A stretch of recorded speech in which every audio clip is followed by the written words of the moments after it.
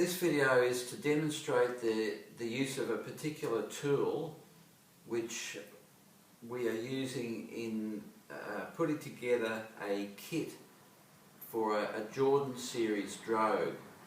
Now, a Jordan Series Drouge is a well-known sailing device to slow a boat down, and we purchased the kit from Ace Sailmakers.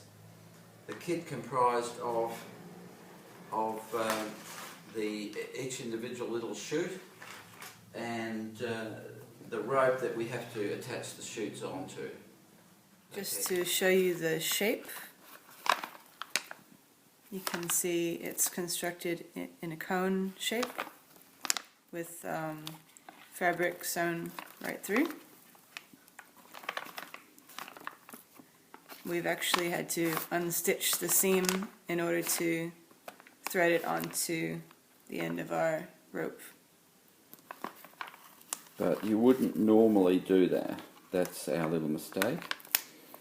The blue material is ripstop nylon, and the black ribbons are nylon webbing. That is the unit. That's 20 inches from the